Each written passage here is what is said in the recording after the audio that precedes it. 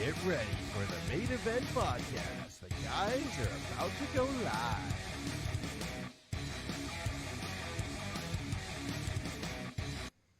Adam, Saturday morning, July 4th, Independence Day! Are you ready to get this thing started? Let's do this. Man, you are energetic.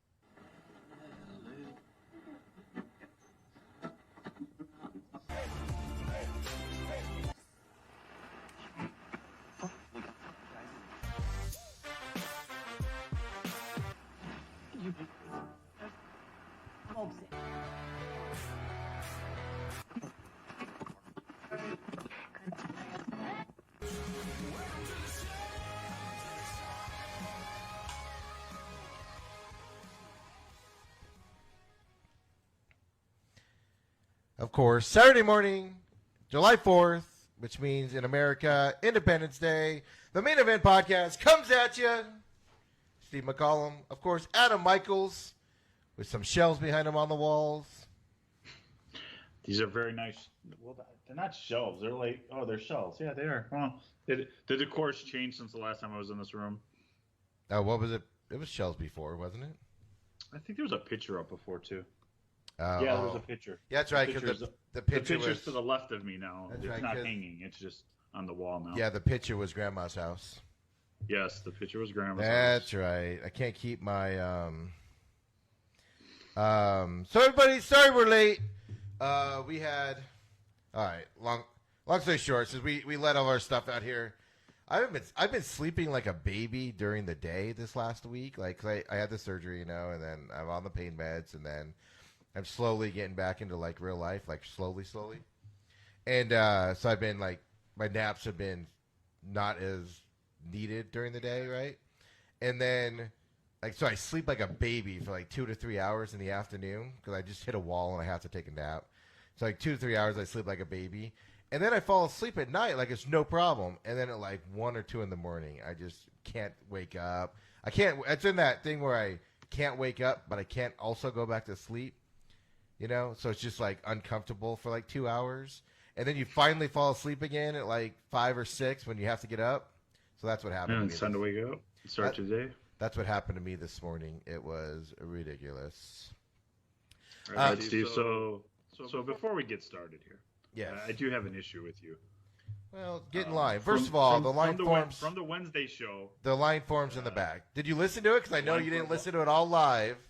No, I didn't listen to it all live. But I was asked if I was having a drinking problem because I was drunk, because I was called out for drinking at the pool on Wednesday. I got a tweet about it. It was like, too much drinking? First of all, nobody said, well, hold on. On the show, we didn't say you had a drinking problem. Your friend tweeted you and said you had a drinking problem, right? Right. Yes. So yes. don't blame, but don't it was blame laid me. out that I was drinking. So I just, my text was not off base because I was drinking. It was. Do not. No, it was one of those texts where you thought you were being like, which it was funny, but you thought you were being funny, but only you and I got that joke. Well, that was kind of the point. So I know. So when Randy read it, it made 0 sense. So then I had to explain it, and then the only way to explain it was you're drunk. Getting showtime, Steve. That's what that was all about. I didn't want to be forgotten. But I had to like explain it because I was like, it doesn't make any sense to anybody. So Adam, even if you weren't drunk, I was going to say you were drunk, just so you know. Yeah, nothing wrong with that. So bigger question is, who texted you and said you were drunk? That's out that person. Oh, that's classified information. I just. So on Wednesday, those of you that listen and follow us, show, Steve. Making the big time. I don't know doing about the date. The big time. I know, dude. That 4 hours freaking killed me too. Like it went by really fast. So I did 3 hours on the Blender, which is the show before mine, from 3 to 6, and then me and Eric just went ahead and did my show from 6 to 7, or supposed to be our show, but you don't show up anymore. You don't commute well enough. Might have to tease that. It's working out that way. So yeah. We'll so but I went by really fast. It really did, and like I was worried that I wouldn't have enough content. But of course, we spent 45 minutes making fun of me and and stuff because that's what the Blender does. But it's all fun. Anybody that knows me, I couldn't say it on that show because a lot of people there don't know me. But anybody that knows me knows that I am a total ticket snob when it comes to sporting events. And I'm not afraid to admit it. Hey, Adam, I got a question for you. What's that? I got a very important question for you. Hey, Hey, alcoholic, are you ready for this question? Yeah, I'm ready. Let's go. All right. So today is July 4th. Man, what are you up to today? Oh, I forgot it already. I'm doing this yet to win No. an award podcast. America, right here. America. Coca-Cola. Got some Coca-Cola going. I have the Diet Coca-Cola here. In the McDonald's cup that's plastic, Steve. America. It's meant to be. Does it get any bigger than McDonald's? America. In a plastic cup, not the styrofoam cup, a plastic cup. Just wanted to point that out. Anyway, doing this yet to win an award podcast, and then I'll be going to my cousin Shane's house to partake in a barbecue and pool and something other than Diet Coke, probably, I would imagine. See, you're just perpetrating that rumor that you have again, and Okay, so when I was in Arizona, I drank one time in Arizona. One time. It was a Sunday. I was really bored. I had like 6 of those vodka orange juice or Smirnoff that vodka. canned stuff. That was I didn't. No, the bottle. No, I don't drink it. The Oh. can ruins stuff. No, it was the bottle. It was like Smirnoff vodka, and I did have a intern made a drink one time too. It was good. I don't remember what it was, but yeah, I didn't drink a lot. So when I drink, so I don't drink beer. I'm a beer. I don't like beer at all. You know those they're like the strawberry things that are in a can. It's like strawberry beer or something like that. Yeah, the one all the ladies buy. Yeah, Adam. Yeah, okay. It's not White Claw, but it's close. I had like 3 of those, and I was pretty buzzed on Wednesday. And then I tried. So we're by the pool, and we have the speaker going, and I'm like, hey, I'll put something on. They're like, what? I'm like, it's a sports show from Phoenix, and it did not go over well at all. Did not get I think I would have gotten kicked out of the pool. So yeah, I just listened on the way home. So I'm a terrible friend, terrible person, but the pool was very nice. Well, I mean, Adam, as much as I expect you and everybody to listen to every minute that I speak, I also understand you got other things was to actually do. supposed to send me a report and never did, so Oh. I blame it on her. She was transcribing it, but actually she was pretty busy this week because she's been doing a lot, school teacher and all. So intern went from intern to paid office worker this week or 2 weeks ago. Oh. So yeah, Very nice. I know. So she's been doing, whatever office things that he done for the other companies. But yeah. So hopefully, last week, I've been frustrated with this thing where only Facebook freezes, only Facebook does the rotation thing. And so I did a lot of research. I tested it last week after the show, so some people got on. It was pretty funny. But I lowered the frame rate, so now our mouse might not move right or whatever. And it seems to be working fine. No drop frames or anything. So hopefully Facebook, because the Twitter feed, the Periscope feed works fine and everything. So I don't know what's going on. But so hopefully this week it's better. God, I hope this week it's better because I'm frustrated with it. But Adam, are you free today, man? I'm free till 12:30. No, Adam. Ask me if I'm free. Are you free, Steve? Fuck yeah, I am. July 4th, man. I live in America. F-bomb in America. Wow. We're getting that explicit content again. Not even 7 minutes into the show, Steve, and you're dropping the F-bomb. I debated if I was going to drop the F-bomb or not, but I felt in this situation, America deserves the F-bomb. So I apologize if anybody's offended out there. And even if I was on the 1580 radio show, I would have dumped that because I would have said it just to dump it because it's America. Yeah, and then you would have had a meeting with Ron. Yeah, that's right. And yeah, you probably shouldn't. Don't do it on that. Just don't do it on the I give you permission to drop the F-bomb here Well, on the podcast. Good Just thing. don't do it on the 1580 show, please. Good thing. Just The when I radio come show. Back, I want to be able to do a Yeah, show. right. Good thing the radio show isn't on July 4th. That is true. Because America, Adam, I don't even think you got that whole setup and joke and everything. Do you know? Yeah, you know what? I didn't get it at first, but it circled back around, and I got it the second time after I gave it some more thought than it needed to have. So, sorry, I was being interrupted there. So, Adam, America, 244 years old today. 244. Happy birthday, America. 44. I feel like America needs to be isolating because they might get they're in the. I feel like America's in the success at risk. Thank you. I had to use a different word. America is at the at-risk age for the coronavirus, so I feel like America should not be out and about today. How do you feel about this? No, I think that America should celebrate, be free, do what you want to do, practice social distancing if that's what you need to do.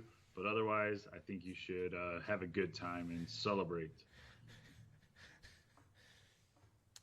Even though Arizona decided it wants to close, Illinois decided it's open, so we're good to go. We just reversed stuff. Well, you'll close again because you're gonna get. I mean, in Arizona, all the young kids are getting it now. So, like my niece has it. Am I doing a HIPAA violation by announcing that my niece has it? Because she's like, edit it out later. She's in her early 20s. Yeah, that's right. Sue me. Well, send it to my law firm, whatever my law firm's name is. Oh wait, we didn't mention the name, so it's okay. Yeah. Oh, is that the secret?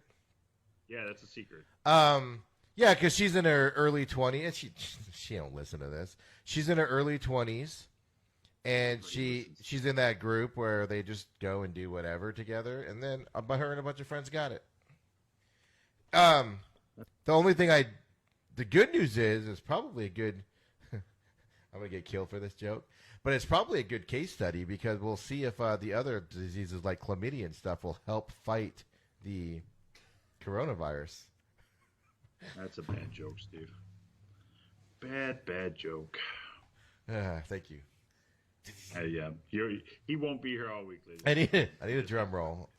I warned everybody it was going to be bad. So here's. I just had a thought and I lost it. What? Man, it was good stuff too. It was. Remember. It was going to come back to me. Yeah, I was going to say it was going to be freaking record breaking.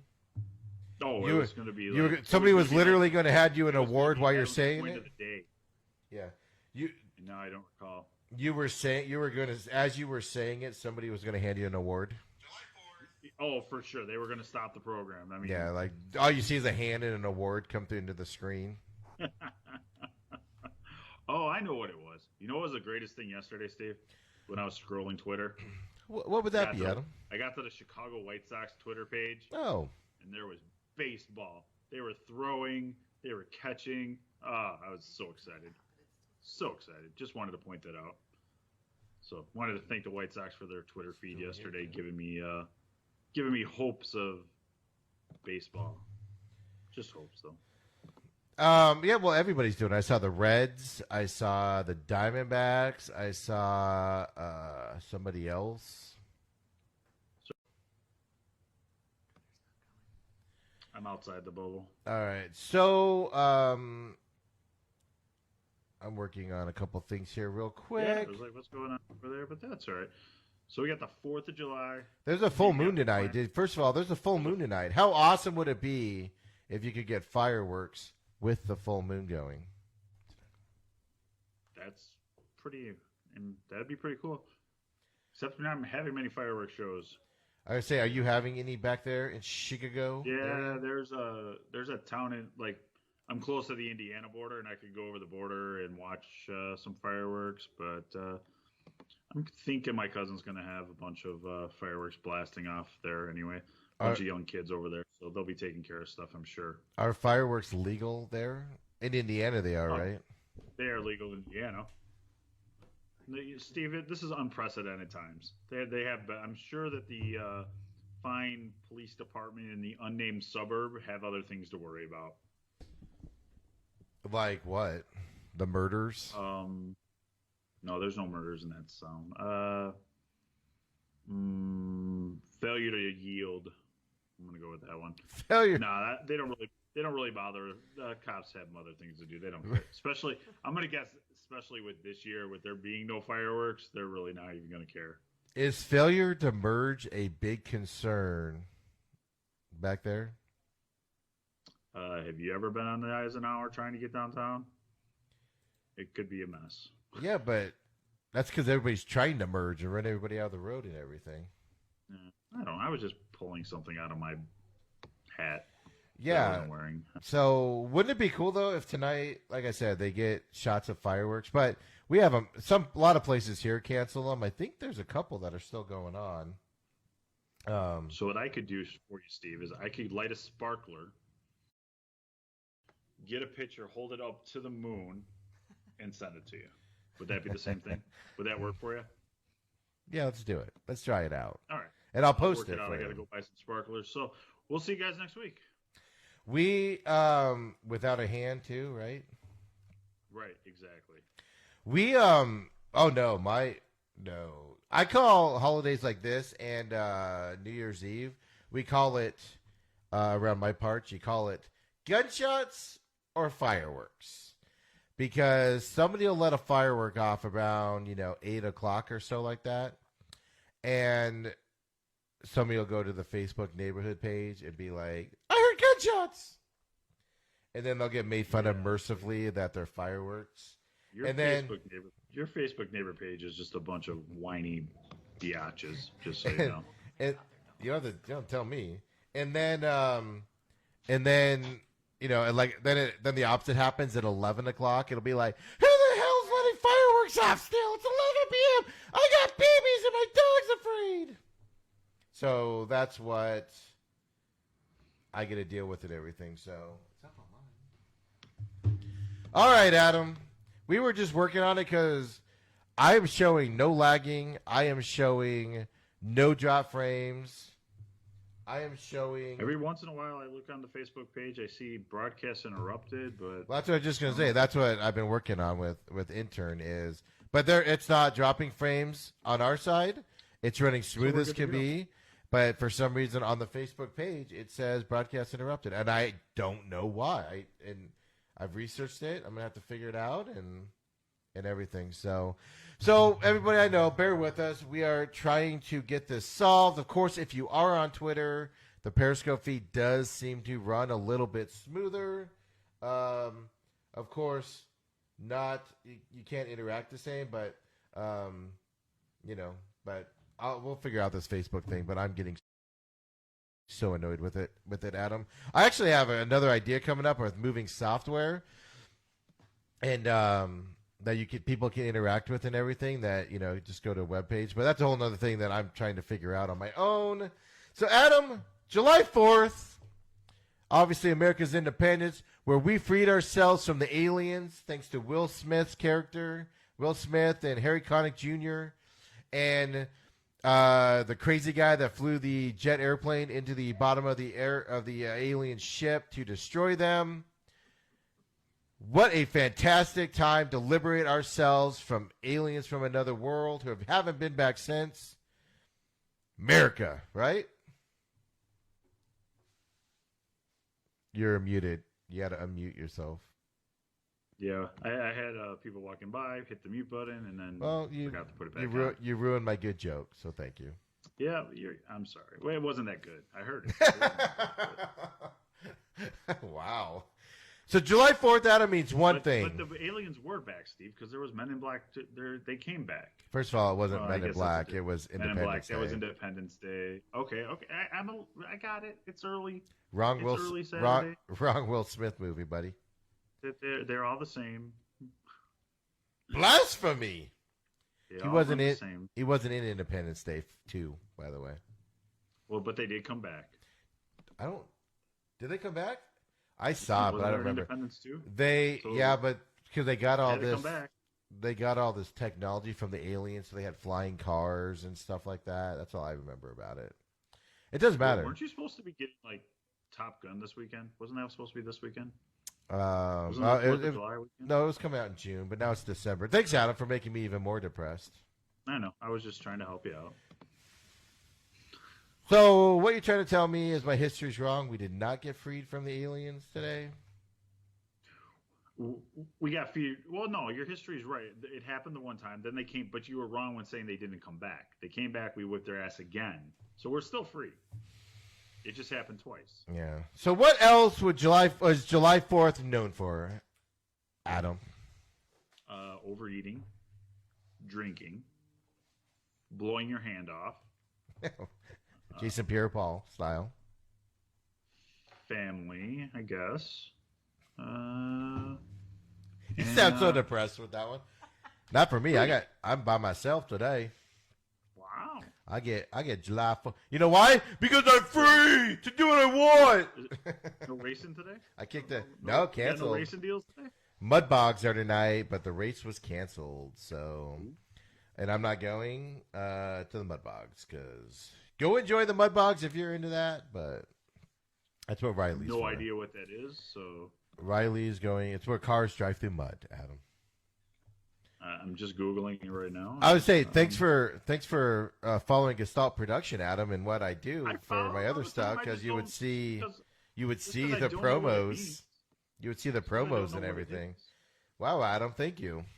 There's a lot of things that I follow that I don't know. Thank you for supporting. Thank you for supporting the company that you. Oh my God! Broadcast I always through. support the company. GestaltProduction.com. You don't play a 30-second promo video that comes out. All right, I got you. I do. I watch every sprint car one. I do that. No, Adam, July 4th. Like the bomb. Hey, I know what a bomber is. How about that? Right. That's enough racing. Speaking of July 4th, man, Bombers. The Bombers. Hey, no, it's Nathan's hot dog eating contest, man. Does it get more Americana than shoving 70 hot dogs down your freaking throat? It's not even because I hate this whole thing. I hate it because it's not. Do you dunk your hot dog in water before you eat it, Steve? I don't eat hot dogs. 2, if you were to eat a hot dog, would you dunk it in water? I actually wonder if it would taste better. No, it would not. I guarantee it. The hot dog contest should be about eating the full hot dog, which they do. Bun, no water, just going. Which is what they do. They just put water on it. Yeah, but that's cheating. And you know what? I could eat 72 hot dogs. I could eat 72 hot dogs. No okay. All right. We're doing it. You heard it, everybody. We are setting this up. Adam going for 72 hot dogs. It's done, man. I'm flying to Chicago this week. I will be there Thursday. We are setting it up. You better start prepping because you are going to eat some hot dogs. It is going to be beautiful. That's a lunch. That's lunch. Okay, we're doing it. We are doing it. We're having the Gestalt Production Adam hot dog eating contest. And how sad are you going to look when you do like 4 before you're like, Four's not even an appetizer, Steve. Jeez. You know, many 70. I don't think you appreciate how many 72 is. Probably not. So this year, Adam, it's a little different because of because it's unprecedented times. It's unprecedented times. It's indoors, so there'll be air conditioning. It's not going to be outdoors on that gimmicky stage. There's going to be social distancing between competitors, so there's not as many competitors. So Joey Chestnut isn't going to be able to rub up against the guy next to him. There's no crowd to cheer him on in excitement. No crowd. Will Joey Chestnut, he's going to win the thing, right? Like, we all think he's going to win it. But will Joey Chestnut get the over that is currently set at 72.5 hot dogs, which, by the way, his personal best is 72, and he hit that last year. So, Adam, is Joey Chestnut, you taking the over or under on this one? Go ahead and give me the over on it. I mean, if he did 72 last year, if he trained well, said his prayers, ate his vitamins, he should be fine for going over. Here's the question, right? This is what you got to think about. It's indoors now, so there's air conditioning. He's not outside in the heat anymore, so he's not expanded in the heat. He's going to be a little constricted a little bit because I'm sure they're going to keep it at a cool, crisp, 74, 75 maybe? maybe a 78, but outside it would be into the 90s. You're a lot more expanded outside, right? So second of all, right, then he's going to have nobody close to him pushing him. So the guy next to you is eating and you see him, so you have to you're hurrying up because you see him eating right next to you, right on both sides. He's not going to have that pushing him a little bit. Then thirdly, Adam, there's no crowd. So there's no crowd cheering for him. So he's just going to be all, and nobody's going to be cheering. So he's going to be like, this is lame. I don't even know what's going on right now. I think he's only going to do it in the 60s. I think Joey Chestnut is going to let America down today and only be in the 60s today. Because Joey Chestnut, we need this more than ever in 2020. We need some good sporting news. Joey Chestnut is going to let us down today. I care less if Joey Chestnut shows up. It means nothing in my world. I could care less about this whole thing. This is just... I'm starved for entertainment, and I have any interest in this whatsoever. Well, Adam... well, way to bring excitement to the podcast. Hey, what do you think about this? I don't give a crap. I don't care about this. That would be... Why should I care about this, Steve? This is just... I've never watched a hot dog eating contest. I've never paid attention to one. But if you just listen to me talk about it, you think I'm all into this. And I can't wait to get off the air so I can go watch this. You'd have to risk... It's called faking it. $1,400 to win $100 on this thing. You have better odds if you bet against on the WWE. Wait, you have to bet $1,400 to win 100? Yes. All right, talk for a minute. I got to get online to my bookie. By the way, this is the first year you can legally bet it. By the way, bet it. I said that weird. Bet it this year. You legally bet it. Before I had to go to Guido on the corner. If I didn't pay, then guys showed up to break my legs. It was the whole thing. This year, I can just do it legally. There you go. So that's coming up later today. So everybody, let's see if Joey Chestnut lets down America or not. That's going to be Are you going to live tweet that one, Steve, on the main event pod page? Are you going to live tweet? What time does it start? Maybe. How about that? Maybe. All right. What time does it start? I'm sure. Sure. I'm going to guess. I have no idea, but I'm going to guess 2 o'clock Central. I don't know. Yeah, so noon here. I'll be home by then probably after I grab lunch. Well, no, it's early in the morning because right now it says ESPN says watch live the 2020 Nathan's Famous Hot Dog Eating Contest. So maybe it starts early. Yeah, it might be going on right now. This is the worst. Started 5 minutes ago, Steve. Yeah, so no, I will not be live tweeting it. We're going to lose half of our audience, though, because they're going to move over to it, Adam. Don't come back. Because, wow. Wow. I'm anti-hot dog eating contest. Adam, on TV. Adam hates hot dogs, everybody. No, I love hot dogs. Oh, I love hot dogs. A guaranteed rate field. Give me a hot dog and bratwurst. I'm ready. Whatever. Most American thing ever today. You know what also is an American thing, Adam? What else? Baseball? Well, it's a foreign thing also, but we do it our own way. We do it with stock cars. And, no, not baseball. Baseball's not America's pastime anymore. So we do it with stock cars. It was supposed to be in, I want to say Talladega today, normally. But they moved it because of everything going on. It is at the Indianapolis Motor Speedway. The Xfinity races today at noon Phoenix time, 2 p.m. Central, 3 p.m. Eastern. So the Xfinity race goes today. Then tomorrow, they do the Indy race first, and then the NASCAR race. You ready for this? Yeah. No, because I'm sad about this one, Steve. This one's kind of sad because Jimmy Johnson won't be in. Yeah, so breaking news. Jimmy Johnson, who has never missed a cup race in his storied career, 7 NASCAR championships. I'm going to throw out a number I thought I read earlier, like 666 or 633 races or something. In a row, he has never missed one, and he's going to miss one today. And why, Adam? Jimmy tested positive for COVID-19. His wife had it. And I guess it's gone through the house now, and so he's tested positive. So he is out this week. Misses his first race. 663 consecutive cups. I knew there were 6s and 3s in there. And I would have remembered 666 because I would have been like, oh, the devil number. Mm-hmm. So it makes sense. But I knew there were 6s and 3s in there. So, so he is tested positive for it. He is out this weekend. His final year in NASCAR. Never missed a race. Kiss the bricks. That's only if you win. Time. He wasn't winning. Well, he was going to win. He wasn't winning. Are you still trying to pick him? Are you still picking him every race? Yeah. No, I'm not going to pick him this week. I'm going to pass on this week. You sure about that? Yeah, I'm gonna pass this week. Gonna have to jump off the Jimmy bandwagon this week. It's just like golf where somebody gets it, and it's like, all right, you're out. You're out. Next up. So, Allgaier from the Xfinity Series, who will be racing today in the Xfinity Series, gets promoted for the weekend and gets to drive the 48 car, which is a good thing for a very skilled Xfinity driver with a couple wins. I think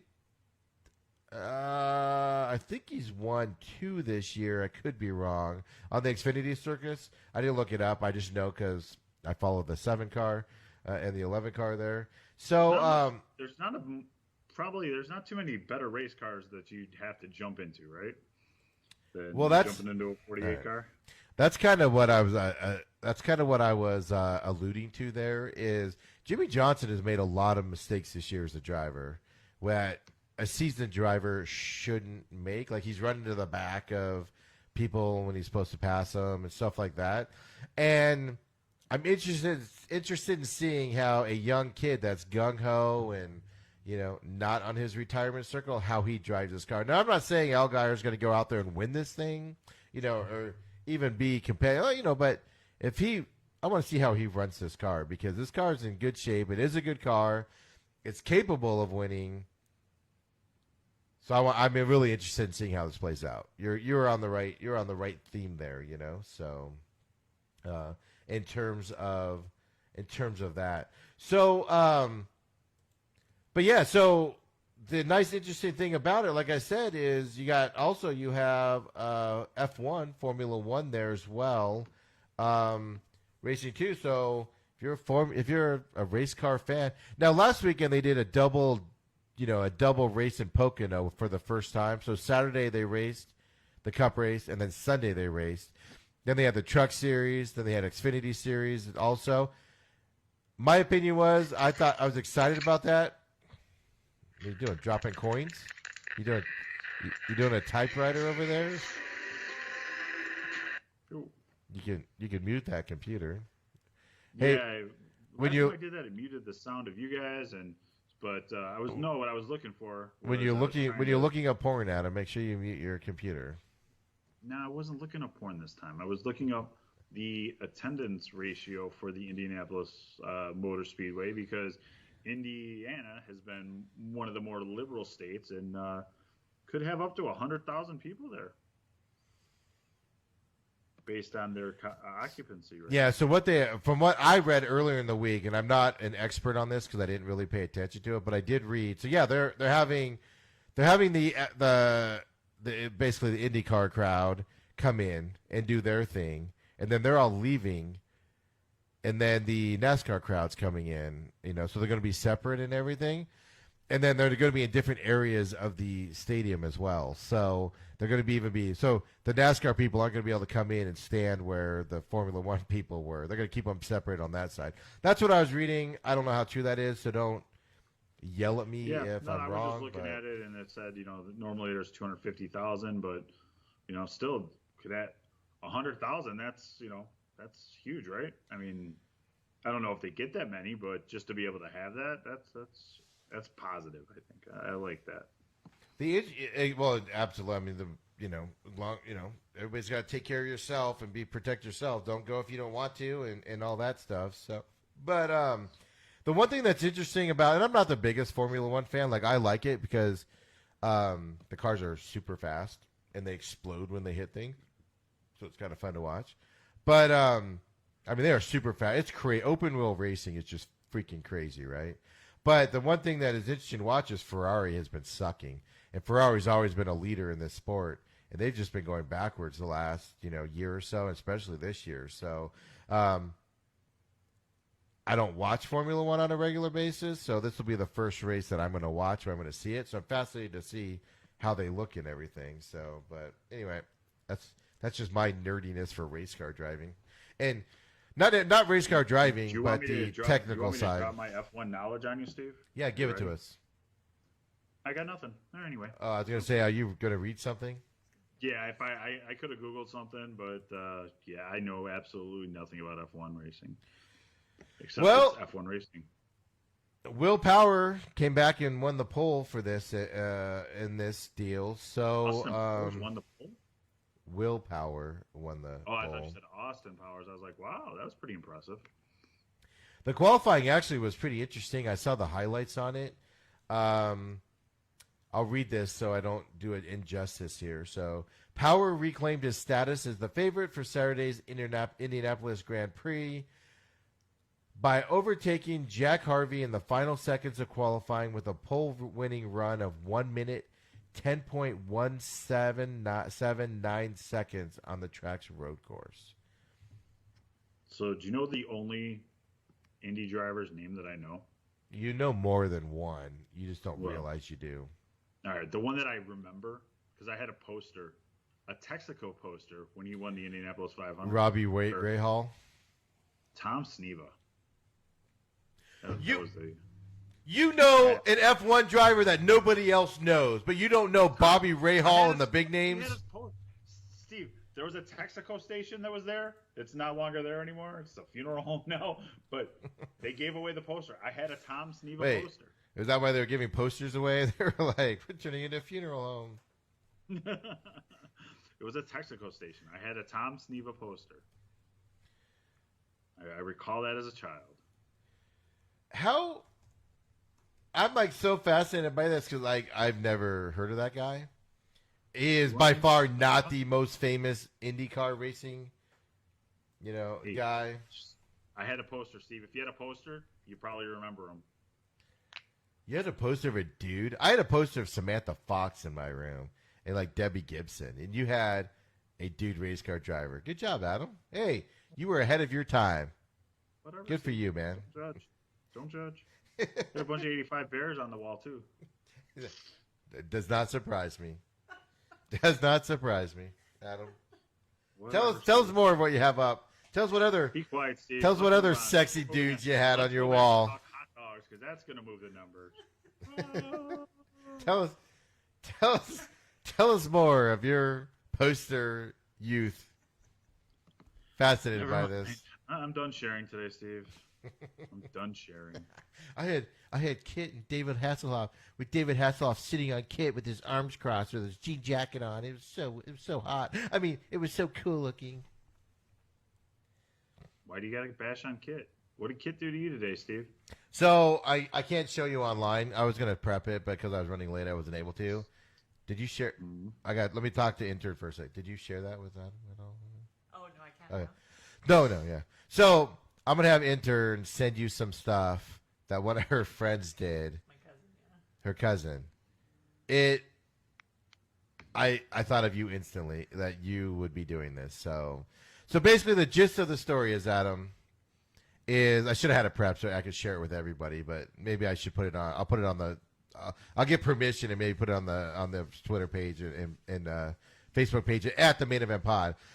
He bought this wood piece that's painted with Kit and David Hasselhoff. And he's so proud of it. But not only that, it was worth $15, and he talked the lady down to $12, and he posted his whole conversation talking the lady down to $12. So he gets it at $12. Then he sends it to her.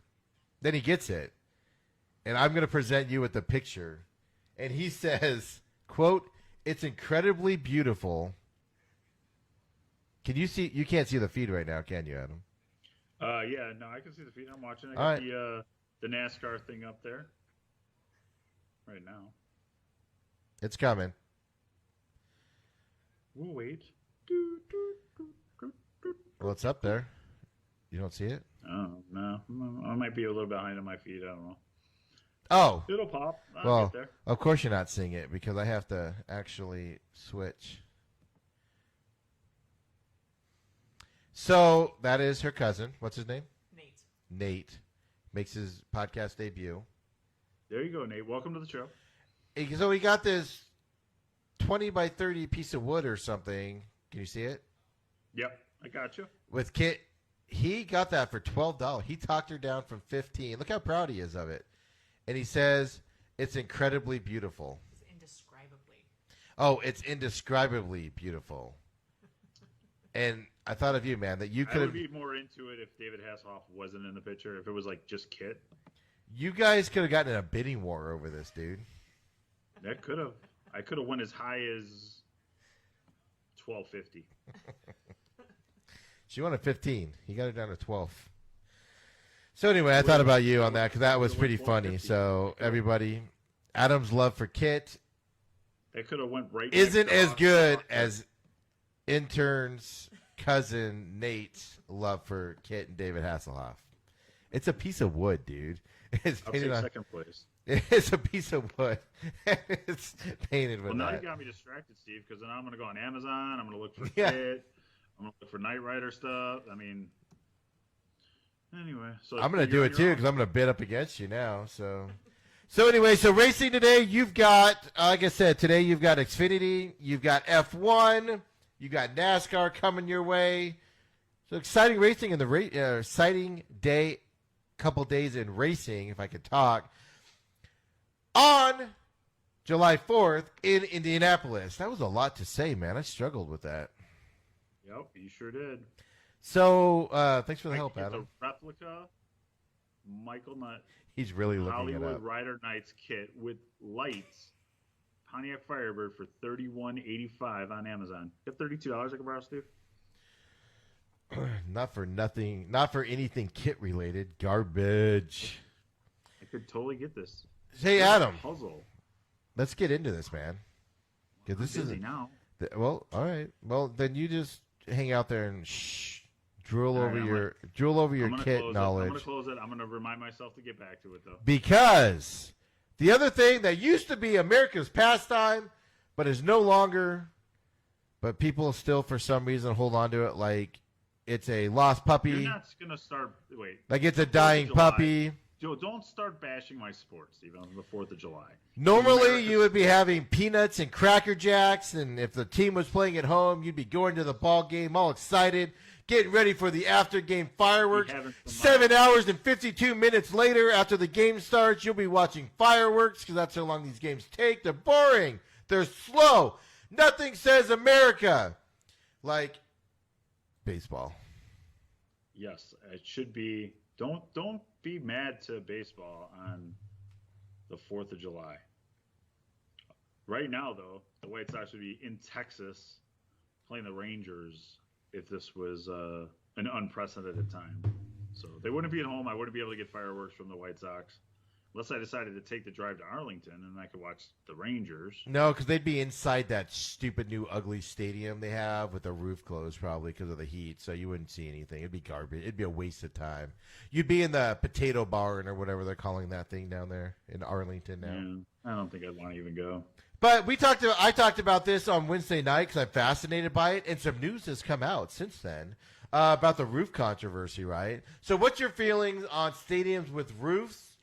Because roofs are for fan comfort, not for players. Although players do dictate if roofs are open or closed. And Houston came out this week and said that they will just keep doing what they have always done. And if the roof can be opened, it can be opened, which means they're not going to open it. Right? So we talked about it on the show about the Diamondback Stadium on what they're going to do. And I think the consensus was keep it closed and everything, right? Because it's too hot or something was what Eric was saying, my co-host on Wednesday night was saying. What's your thought, before I give the updated news from the Diamondbacks, what's your thought on the roof situation in Major League Baseball with no fans? Yeah, it's one of these things where it's with the roofs are for the fans' comfort, and it's also to prevent rainouts and all that stuff. And I'm sure the players would much rather play in the comforts of 75-degree weather inside than opening the roof in Arizona and being 109 or whatever it is there. So I think that they might as well just let them keep them closed. That's just the way it would be normally anyway. I can't really see. There's not that many times that the roofs are actually open. Even in Miller Park or whatever it's called now in Milwaukee, they do the same thing. I don't think it's an issue. It's just one of these things just to talk about. But they're not going to have. I think you'll see most roofs be closed. There's really no reason to open them up. Wow, Adam. That's a ridiculous take. I just want to let you know. Well, it's my take, Steve. I mean, what's the point of the opening Diamondbacks came. That was everybody's consensus but mine. Mine was open those suckers up. Let's get some cool. If this is about health and safety and you're worried about players getting the virus, you open these roofs up like you wouldn't believe. If you could play in Chicago at Guaranteed Rate Field and at Wrigley Field in freaking July when it's 8 billion degrees out there and the humidity is 300%. Pause. It is called Beautiful Rate Field. Oh. Okay. And it's hot. It's sweating to death. You play day games there when it's sun's beating down on you with the humidity. You can play it in Arizona. You can play it in Houston. It's stupid. It's ridiculous. But Diamondbacks agree with me on this one. You ready for this? I'm ready. This is yesterday. According to GM Mike Hazen, the D-backs plan to play games with the roof and panels open at Chase Field once the sun is no longer in position to directly hit the field. This, of course, would increase air circulation in the stadium. There you go. Diamondbacks are going to open it more than they would normally. Because, of course, for those of you that don't live in a dome stadium atmosphere, there's a roof hotline that you can check if the roof's open or not. If it's a nice day out and they don't open the roof, everybody complains. If it's a hot day out and they open the roof, everybody complains. It's just a mess. It's just a mess. Like I said on Wednesday night, just get rid of retractable. Either go dome or not dome.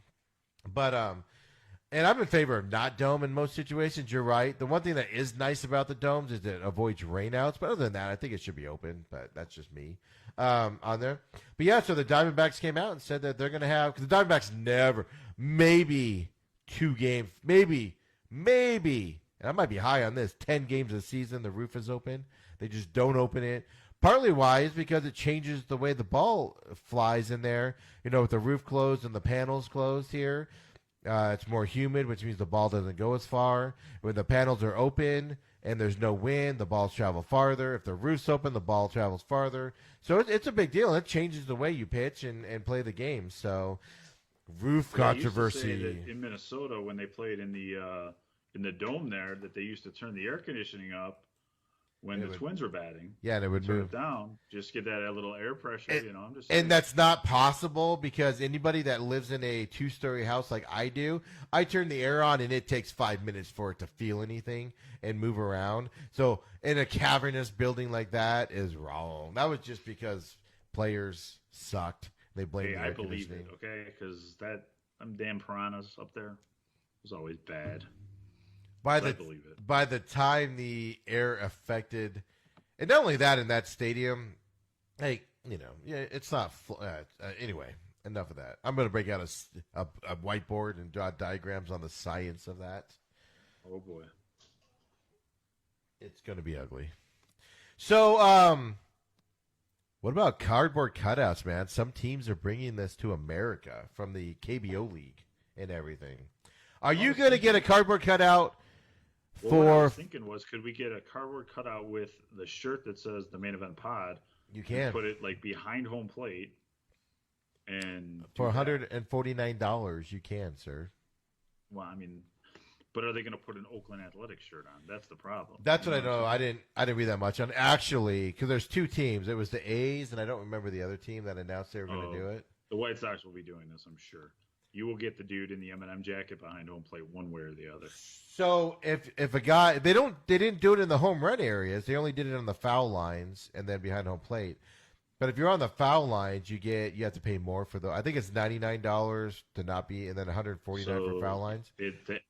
The A's it's $89 just to be in the cutout, $129 in the foul ball section. Yep. And if your dude gets hit by that ball, you get that ball. You get the ball, and they ship you the card. What if the ball bounces around and hits 3 different people? No, it has. I think it's on the fly. I think that's what it is. Like if it hits you, I'm then looking for the loop.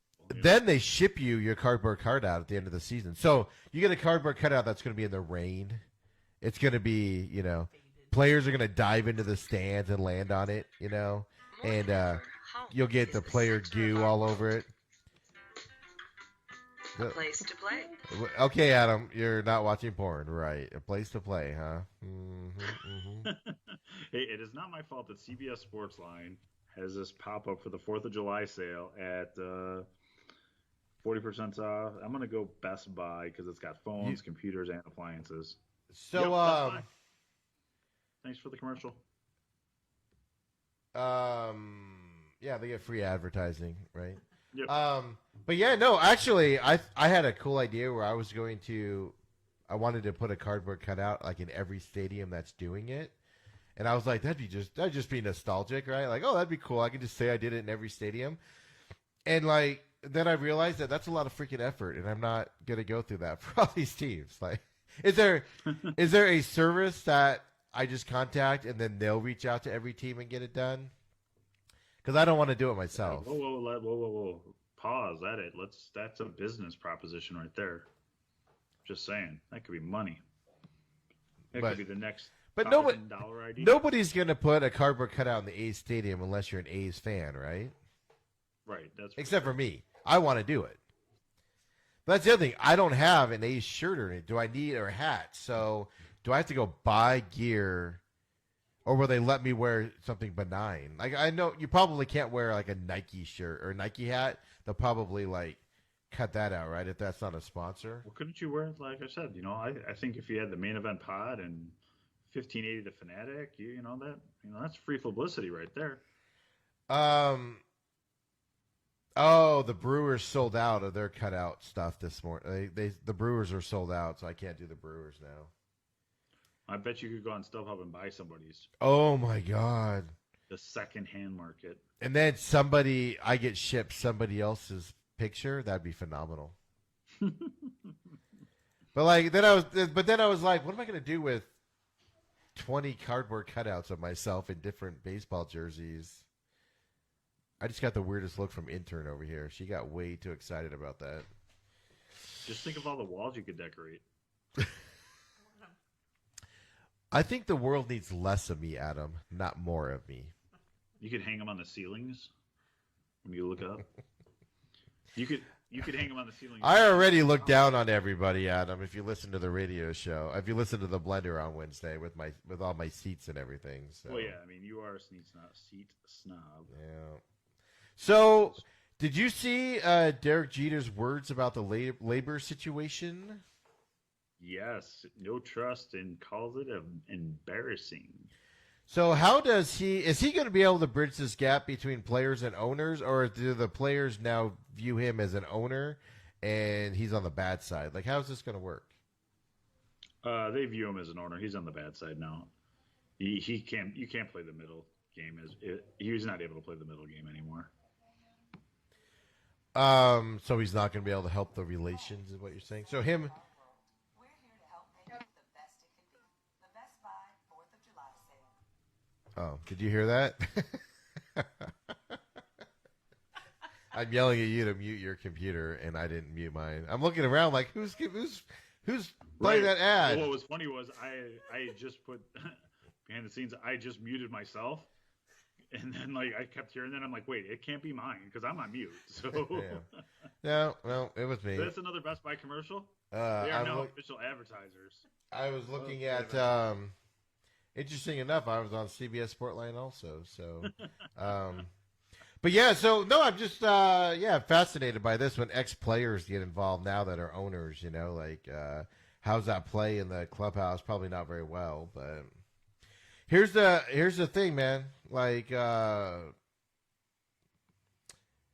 He's got some pull in the on the player side, but I don't think he has any on the owner side yet, right? Like the owners aren't like, oh, The great Derek Jeter's an owner now. We better listen to him, right? If you were an owner, would you be paying attention to him?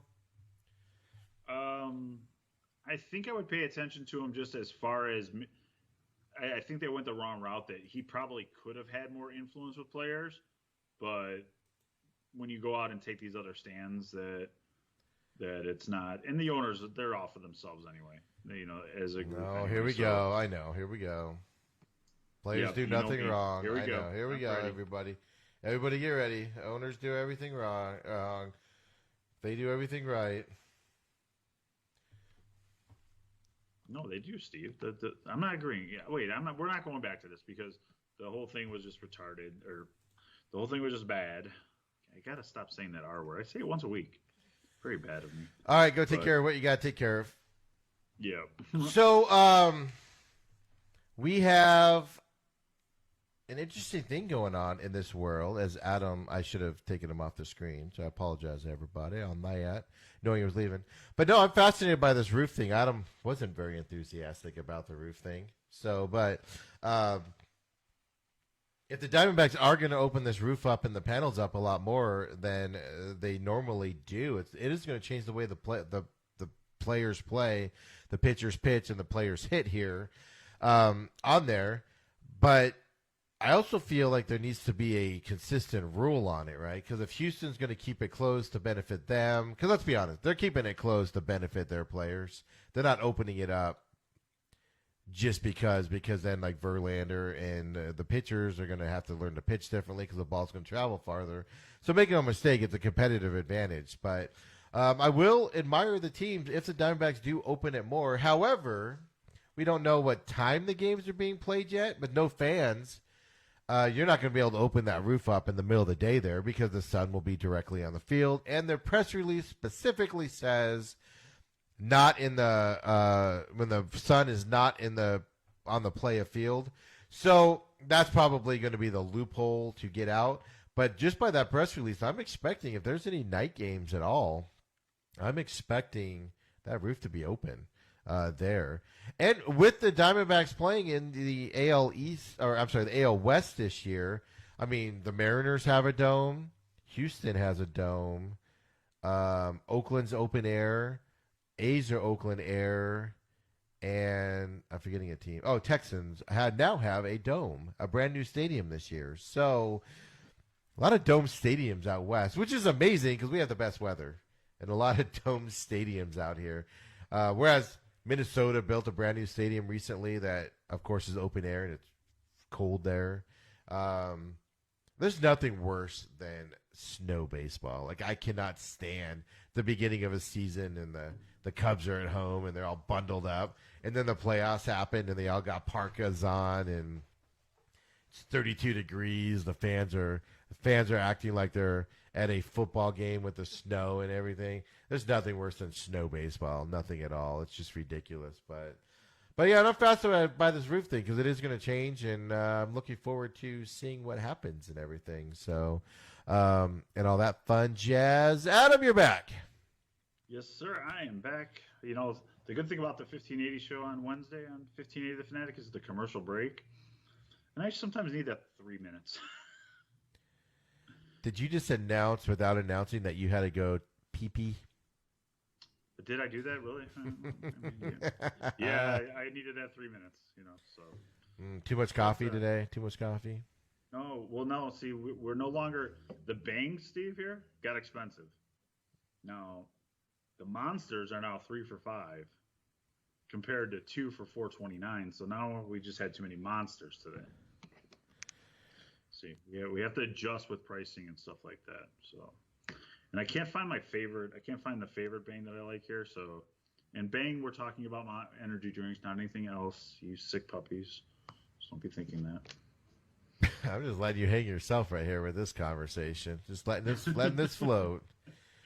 Oh man. So, Adam, NHL is getting. I've been seeing a lot of players working out with themselves. I was watching this video from the Coyotes the other day, and I don't remember who the player was, but he was working out on the ice with another player, and there were just two of them out there. They were just doing stick work, passing, shooting, stuff like that. And one of the players had a mask on while he was skating around. I found that fascinating. What's going on? Is there any word on the Blackhawks getting ready for the season back there and everything? They're getting ready. Why do you have the sexiest ads ever when you play ads over there, Adam? Dude, CBS, and I have it muted. I don't know Boom, why. chicka, bow, wow. It's CBS Sportsline, Steve.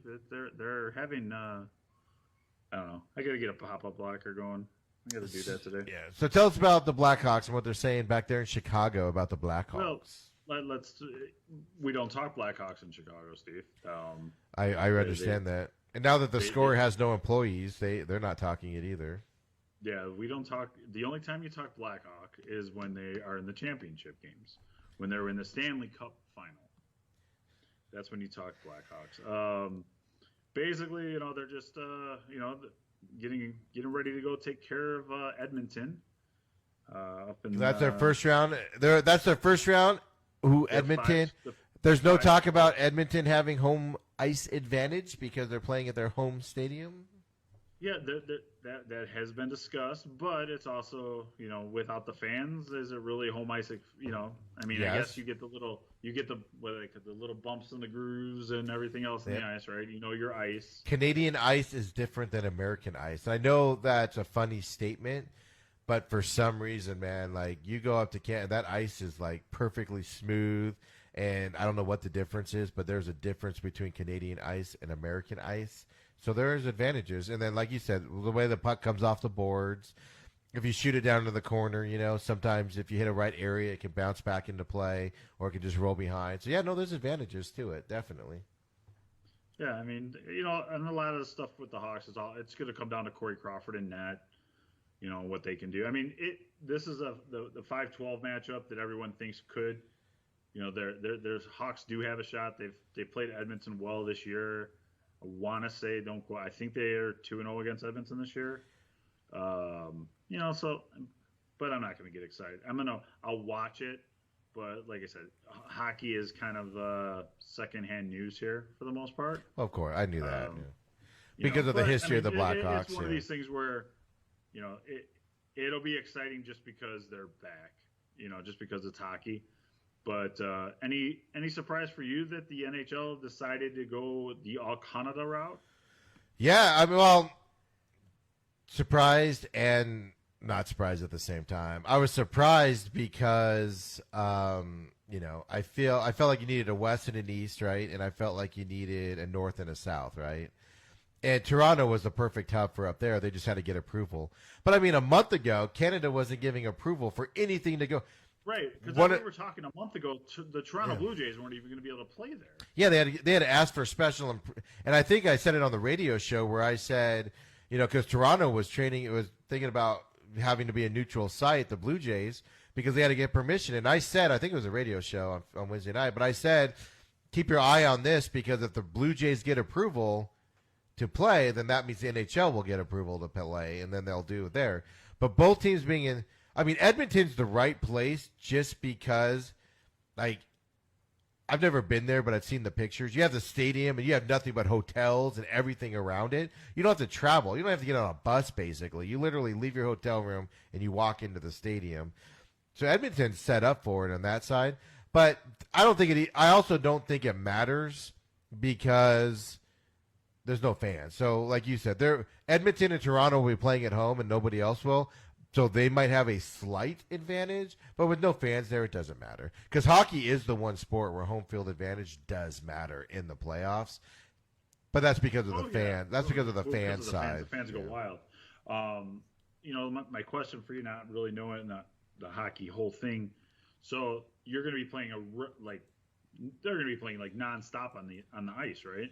Is it going to have any effect on how the puck plays and because I know on the Score here the other day they had Roger Bossard. He's he's the sod father of beautiful guaranteed rate field. Yeah, I was gonna say he does all the grass. He's the grass man. He's my grass man. I know a good grass man.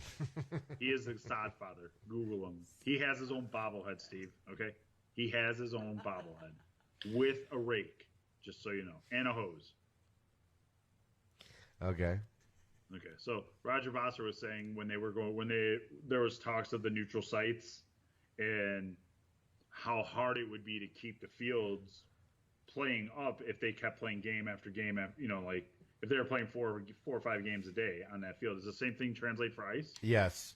If you watch a hockey game, the longer a game goes on, the chippier it gets. So, like, if a game goes into, like, if in the old days when games would go into, like, double and triple overtime, the ice would get choppier as the game went on. Even when they Zamboni'd it and refroze it between, it just gets choppier as it goes on.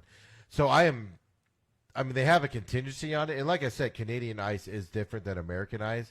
So maybe they can handle it better up there. Is it the same as Mexico Coke is different than American Coca-Cola? Mexican Coke has real sugar in it, whereas American Coke has the NutraSweet bullcrap in it. So that's the difference. So we got the different things with the NHL. So we're going Edmonton, we're going Toronto, multiple games. Like I said, here. Well, the nice thing is if the Blackhawks make it to the finals, they'll care. If the Blackhawks don't talk hockey. If the Blackhawks don't beat Edmonton, then all the teams that lose in this first quote unquote round of playoffs, non-playoffs, will all have a 12.5% chance to get the number 1 pick. So I know here in Arizona, that was a big question to the GM and the coach of the Coyotes was, do you go out and lose the first round so you can maybe get the first round pick, or do you try to win? And of course, the Coyotes were like, we're here to win, and everything. So that's just an interesting another side note on that. So the first round guys aren't necessarily losers if they get that number 1 pick. So something else to keep on with hockey. It'll be fascinating to see on that. But one thing I wanted to bring up since we talked baseball earlier, and they fought over money. This week, the NHL and the NHLPA came to an agreement to not defer the payments of $300 million due to its players for bonuses, schedule signing bonuses, and things like that. They were due on July 1st. And the NHL and the NHLPA both came to an agreement that they will be paid out. There was no argument over money. It was just done, like a real sport should, Adam. They didn't argue about it for 4 months. Take a shot at baseball, indirectly, directly, no matter how. You will back road your way. You will take a side street, go down a back alley, cut through the supermarket just to take a shot at baseball. First of all, every time. It's not that hard. I don't have to go through that much effort. It just writes itself, man. It literally just writes itself for me, and I just comment on it. Hey, if you think I'm attacking baseball, I know you're attacking baseball, but it's because it's right here in front of me, man. It's like, don't be stupid, baseball. There's the thing. Hockey is not even an American sport, and they were like, oh, let's be American here today, and let's just solve our problems without fighting about it for 4 months. Well, I mean, they do the right thing with they don't talk about it until they have something settled. There's no leaks. They don't have. They literally met, signed the agreement, and then they moved on with their lives and announced it. It wasn't a 4-month-long negotiation in private or anything. They literally were like, nope, it's due on the 1st. We're paying it. Players were like, okay, cool. Here's the interesting thing that caught my eye, though. Because hockey players don't make as much as the other sports, But the Toronto Maple Leafs lead the league with the most to pay out to their players and bonuses, signing bonuses. $60 million the Leafs have to pay out to people, right? And the Leaf star Austin Matthews, who's like the next up and coming kid in the league. If you haven't seen this kid play, it's amazing. And I'm hoping some of these young stars are able to shine when the playoffs start here. But he's going to receive $15.2 million, which is the largest payment in the league to one player. So I'm just surprised. I'm like shocked that Toronto is paying this much to their players, and they're not that good. They're lucky to get out of the first round. Well, I mean, you can also go back to the TV deals have been paid for by for the NHL already. The season they're going into their playoff money. So I mean, these aren't expenses that weren't necessarily affected. They've already been paid on their things too.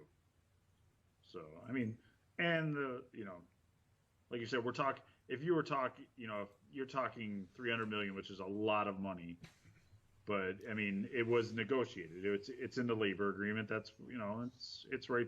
They did the right thing. Here's the other thing. So Matthew's teammate, also on the Toronto Maple Leafs, obviously if they're teammates, Mitch Marner is the next highest person to be paid, $14.3 million. So the Leafs have to pay 2 players signing bonuses. What is that?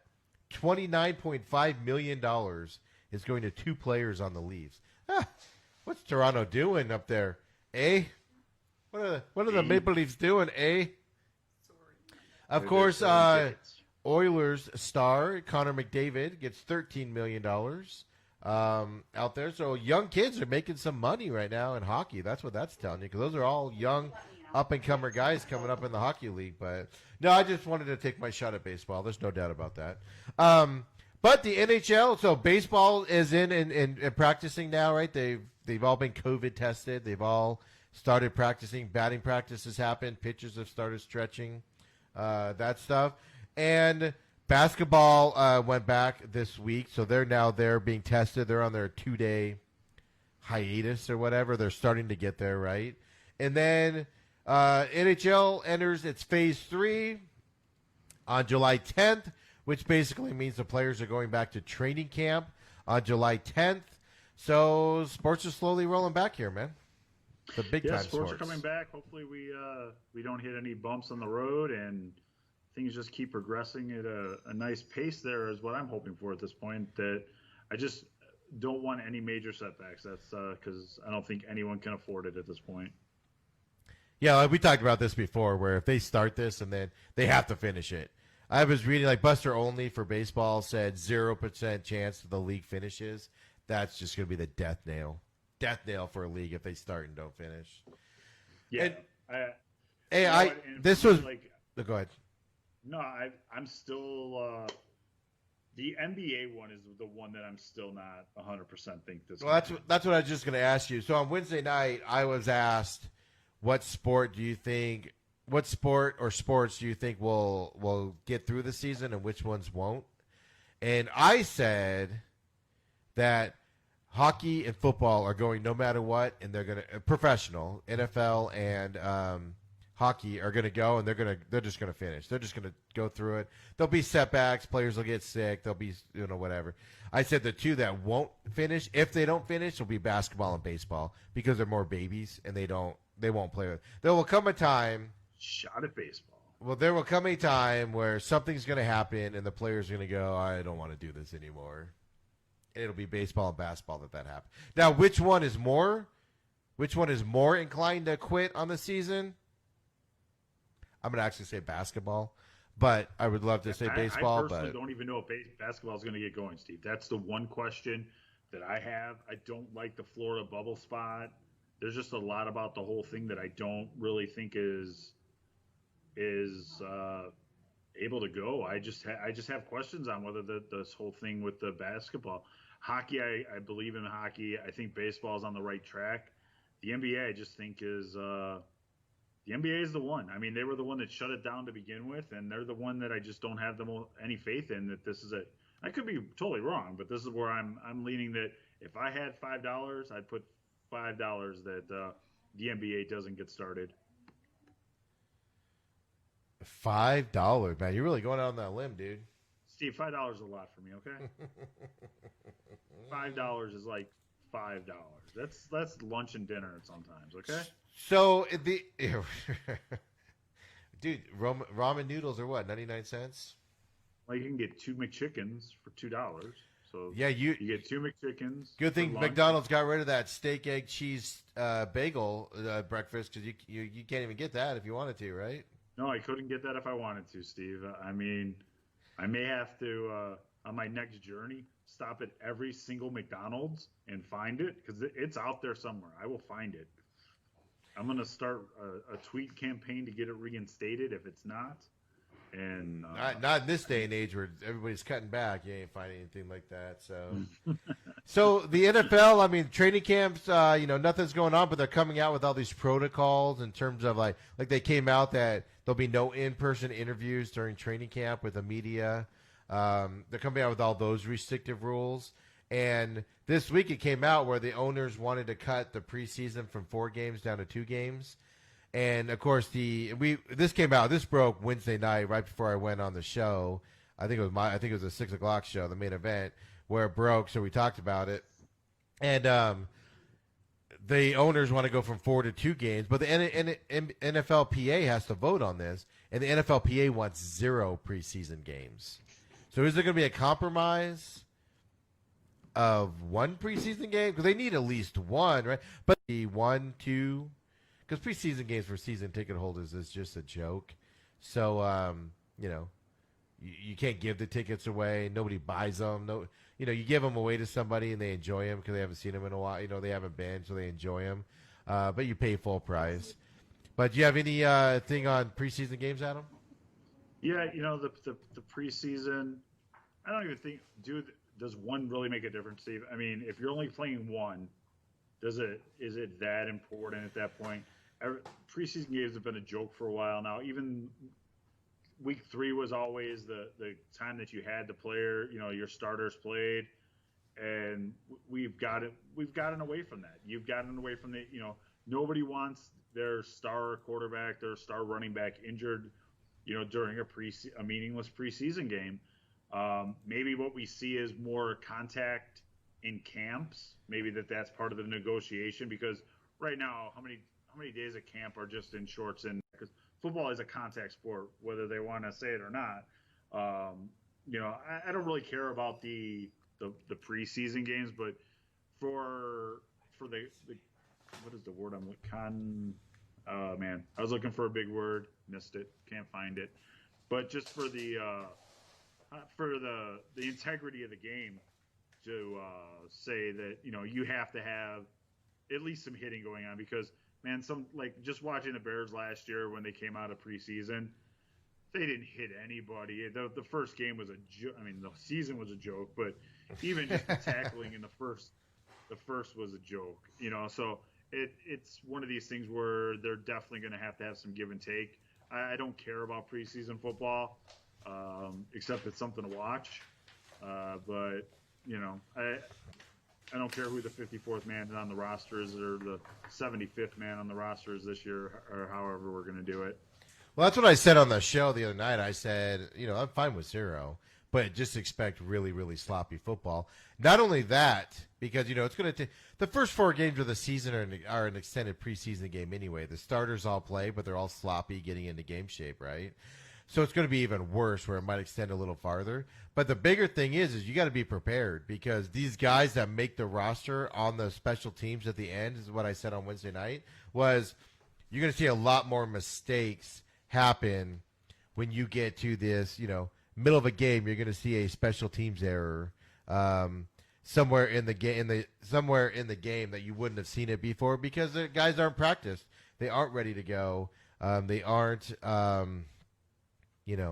fine-tuned in there. So you're going to see a lot more of those mistakes that are going to cost a game or cost a score, put you in a different situation.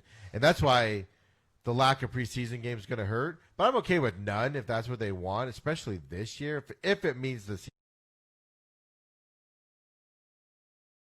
season will start. But I feel like you need at least 1 or 2 to, at least get out there and the players get hit a little bit in a game situation and all that good stuff. You're muted. If they do 0, if you do 0, you're definitely going to have to amp up them practices for sure. Just for their own health too. At that point too, they got to be, get used to being hit like that again. Well, that's the thing. So it's just this season. I said it on Wednesday night. This season, everybody's all excited for football. This is going to be the messiest, the most frustrating season for the football diehards. That it's going to be a sloppy season. There's going to be a lot of mental mistakes, a lot of basic mistakes, and it's going to frustrate people to all heck, because it's just going to be without the practice time, the off-season time, all that. It's going to be ugly for a lot of people. So, Adam, I got a question for you. I got answers. The big question of the day. Are you ready? I'm ready. Are you ready? I feel like I need a graphic for this, and I haven't done one yet. Ready? Top 5 board games is what we're going to go to next. Do you have anything else regarding sports you want to discuss this week? Let's see. Well, I just had this. I came across this article real quick, Steve. No, whatever you want to do. Tell me. Talk to me. Talk to me. So they're predicting cities likely to get an NFL team in the next 20 years. Now, I went through this and I only found about 3 that I thought were even relative. So okay, I'm just going to get an NFL team. To get an NFL team. Okay, hold on. Okay, in expansion, San Antonio. Yep, that's the one I was. That's what I was going to say. Yep. You think San Antonio gets a team? Yep. You put another team in Texas, really? Yeah. Well, you'll have to go through Jerry Jones, but San Antonio. Well, they got the Saints for a while there and everything. And San Antonio, a good place. All right, Virginia Beach.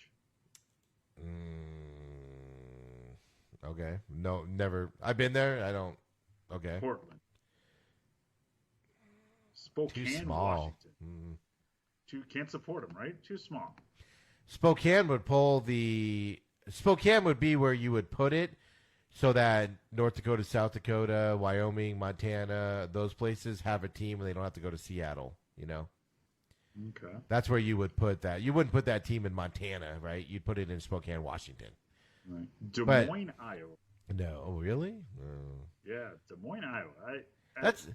That's an hour. That's what 2 hours north of Kansas City. Like it's close to. It's 2 hours to Minnesota. That makes zero sense. Yeah, that one I didn't get. You got San Diego. They don't deserve a team again, right? No, not if you have 2 teams in LA. You don't put a third one in San Diego. You got Milwaukee. They got Green Bay. They don't need it. They're not going to support another team. No. Wisconsin's all cheeseheads. Nah, you don't. Yeah, you wouldn't put a team in Milwaukee. Well, because you got Bears. It's what, an hour and a half down to Chicago to Bear Stadium, and it's 2 hours to Green Bay. That's you need farther than 2 hours between for those cities. Durham, North Carolina. That makes no sense to me. I don't know how far is that from Charlotte. Nah, I mean it's not that big of a state. It's just a couple hours at the most. Yeah, I don't get that at all. But okay. You got Boise, Idaho. Boise.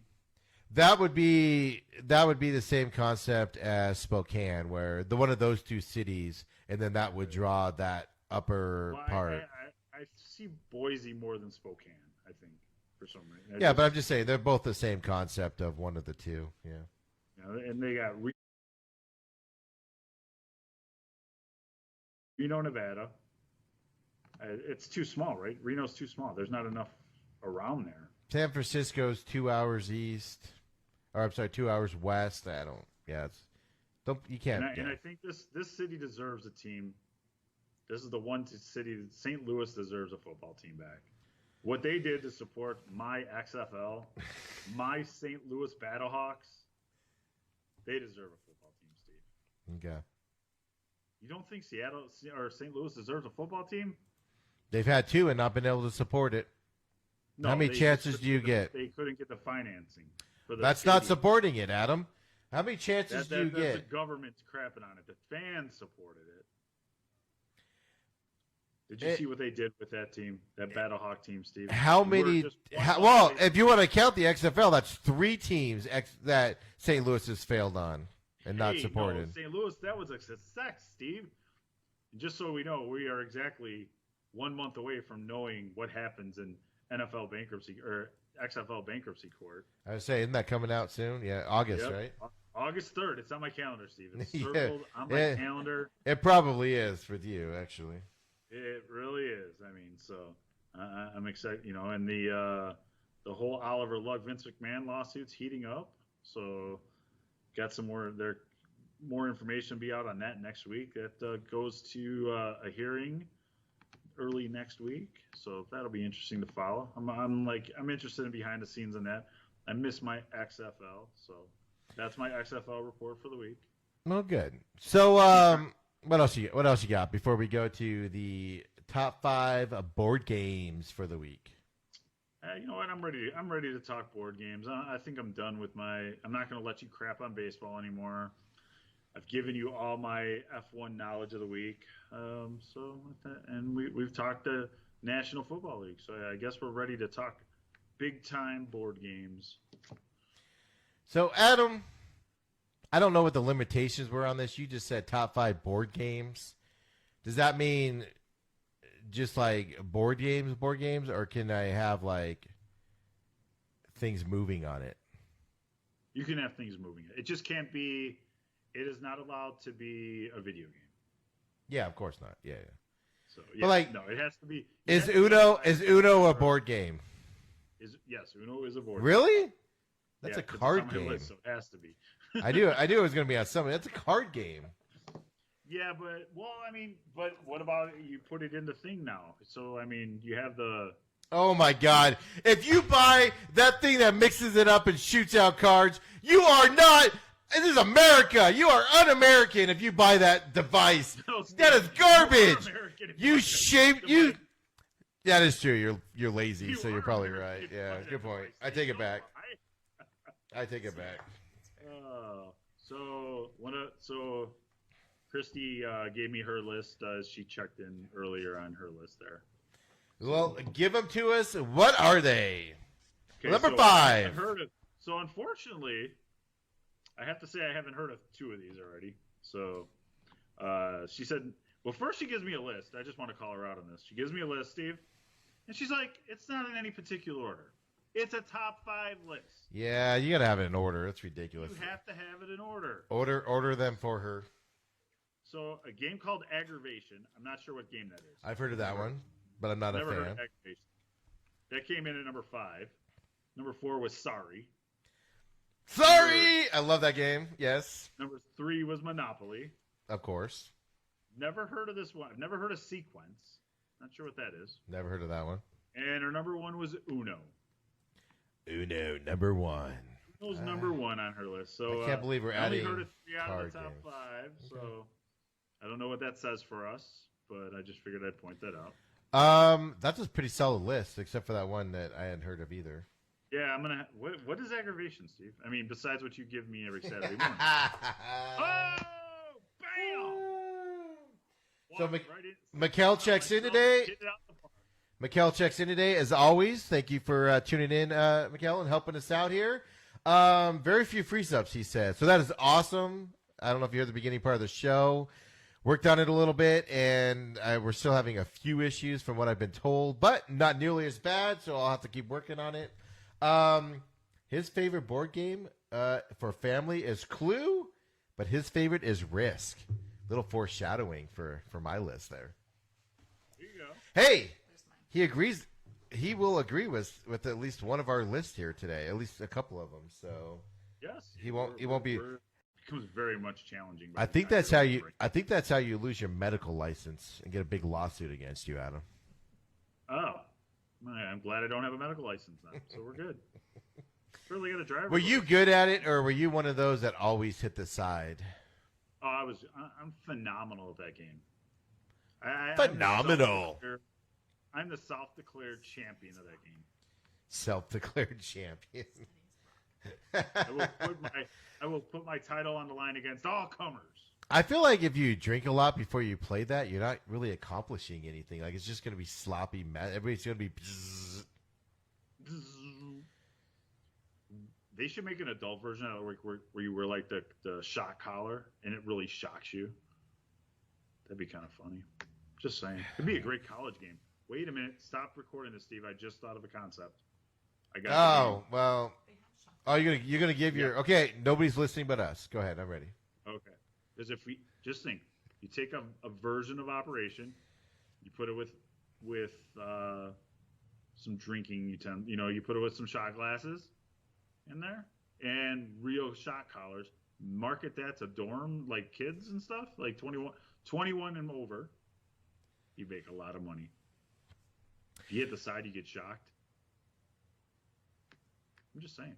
They have real shocking. College kids would go for that.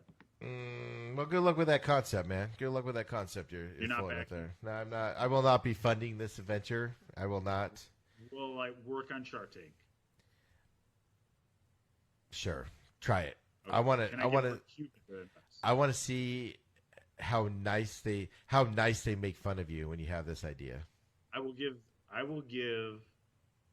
Mr. Wonderful $1 per unit in perpetuity, because I've always wanted to say perpetuity, and now I've said it twice. I know everybody else is like, we'll give you $150 million at 2% interest payback. And then he's all like, I'll give you 7% perpetuity. And you're like, what the hell's wrong with you? So my number 2 honorable mention, Adam, is a game that was fantastic. It should be higher, but it missed out because of some other, since we're including the card games also. Whatever. This game gets pushed down. I assisted in helping these things eat because they were always hungry. They were the hungry hippos, Adam. Love me some hungry hippos. That should be top 5 board game, but I had to push it down because of what you included on the other side. But that should be easily a top 5. You have to like you're just banging it like as hard as you can, and that looked really dirty in the camera. So you're welcome, everybody. And it was great, right? And then you had that one last one that none of the hippos would get to it. You'd be hitting all 4 of them if you were playing by yourself, and it would just escape all the time. You get so mad, and you're like, I can't get that last one. Hungry hippos, phenomenal. My honorable mention too. I can't disagree with the hungry hippos at all. Like I can't. And it should be higher. It should have made my list, but it didn't. But I know that's the tragedy right there. The travesty. What is your honorable mention number 1? Your 6th best board game of all time. Connect 4. Love Connect 4. You did have some epic battles with Ireland, the 9-year-old. Yes, I did. We're not going to talk about the exact results of those things. Well, you lost a lot to a 9-year-old girl, so congratulations. I prefer to think of it as I was helping boost confidence and. That is one thing that girl does not need, Adam. I know. I was just not everyone knows behind the scenes, Steve. I was trying to make myself feel better about losing. No, I'm calling you out on it. You lost to a 9-year-old girl. Yeah, she whipped my butt. And she let you know it too. I did beat her, Steve. I did beat her. One time. She didn't beat me all. One time I got her. And we didn't play again. 1 out of 15 is good odds, Adam. That's good odds. If you were a baseball player, you would be unemployed. If I was any player, I'd be unemployed at that point. But whatever. I still like the game. Okay. My honorable mention, my first honorable mention, my number 6 is a game that you just dominate people, and when you knock them off the board, you say sorry in a little sarcastic tone. Sorry is my honorable mention number 1. Fantastic little game where it makes you sarcastically apologize to people. Loved it. Sorry. Not sorry. Loved it. Well, we weren't cool enough back then to go. We would just be like, sorry. We weren't cool enough to be like, not sorry. That came later in life. So, Adam, we're getting into it. Your top 5. Give us your number 5 board game. Number 5. I always like mysteries. Who done it? So I went with Clue, checking in at number 5. It was the Mr. Peacock or Mrs. Peacock in the den with the candlestick with the rope. Yes. There you go. So my kids love the game of Clue so much so they want to play it all the time, but they don't. At first, it took them a while to get the deductive, the deductive eliminating of things. It was pretty funny to watch. But it was amazing to watch how they caught on how to deduce what it is, as you can move around. And it was amazing that once they figured that out, dude, the Clue games with my kids went so fast because they got so smart with it. And they would start guessing before they had them all eliminated just because they could know. It was just amazing to watch. But, yeah, Clue is an all-time classic, right? That's your number 5? Yeah, that's pretty Heidi to go. That's pretty Heidi to go, what's better than Clue? There's 4 more that are better. My number 5 is a classic. You might get diabetes if you play it too long because it's called Candyland. Number 5, Candyland. Number 5 is Candyland. I haven't played Candyland in quite a long time. The studio audience in fondly. The studio audience in this in the studio now. When I described it that way, just lumped their shoulders and put their heads down. By all, I mean intern. Yeah, I was going to say, wait, I'm confused. Is there all? No, Do that's we just. grow? I Did Riley got. show up for work? This is what I got today. This is what I got when I said that. It was amazing. So, Adam, your number 4 board game. Number 4, could never go wrong with Monopoly. Definitely my number 4 game is Monopoly. I always loved to be the banker so I could cheat and win.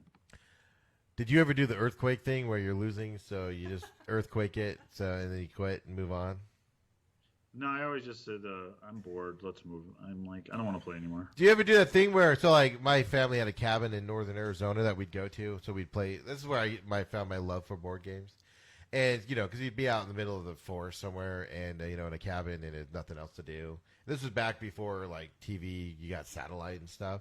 So you'd play this stuff. Do you ever do that thing where you leave it and, like, nobody's allowed to touch the board game so you can continue it at another time? Gotta go eat lunch. Yes, I have done that. We will get to that later on in the top 5. Ooh, little foreshadowing, but Top 5 board games. There was games that went on multiple days. My number 4, Adam, is a game that I got made fun of this morning when interns saw my list and everything. But it is just a classic. And she called me, she said, her exact quote was, if you're a 6-year-old kid, it's a good game. But I remember it fondly. It was amazing. If you landed on the right square, you'd have to slide down the slide down to the bottom. But if you got to another square, you could climb up the ladder and skip a lot of the board. A little game known as Chutes and Ladders. Phenomenal. There's nothing wrong with Chutes and Ladders. Well, I could play Chutes and Ladders today. Oh, Adam, It'd be just fine. intern says if you're 6. By the way, I have Chutes and Ladders at my house. I can play it like right now. And she makes fun of me. She goes, but yeah, she would probably. She goes, you have children. No, I would play it. I'm having a Chutes and Ladder game night, man. Here's the description on it. It's a race to the finish in this classic childhood game where good deeds take you far and naughty behaviors will set you back. The Chutes and Ladders game board contains 100 squares and depicts a series of ladders and slides. Each ladder represents a good deed and its reward, but every slide represents the consequences of bad behavior. Every player starts in the first square, and a spinner dictates how many spaces a player can advance from there.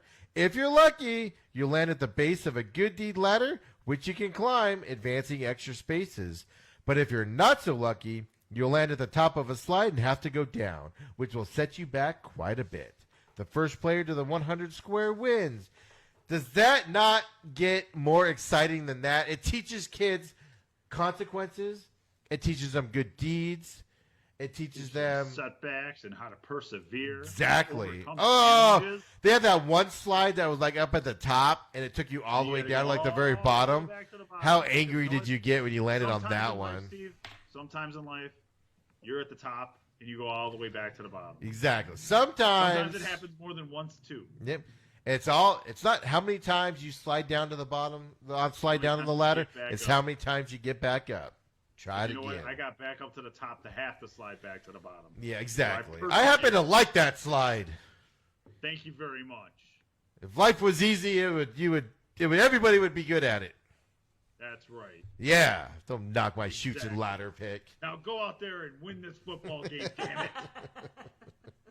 it. My motivational speech of the day is Chutes and Ladders. I gotta go. I gotta play PS4 now. I'm ready. Wow, I was like, well, the real joke would have been you got to go play Chutes and Ladders, but you missed that opportunity. I missed that. I don't have Chutes and Ladders. So Adam, you don't. According to when I looked up the description earlier today, $8 at Walmart. $8 at the Walmart, but I got to put a mask on, and I don't do that, so can't do that. Have them delivered to you. Right. They'll tell you they'll do next day delivery, but you'll get it a week and a half from now because it's Walmart. I've learned that lesson. There you go. My animals almost starved because Walmart couldn't get the food delivered in the time frame they said they would.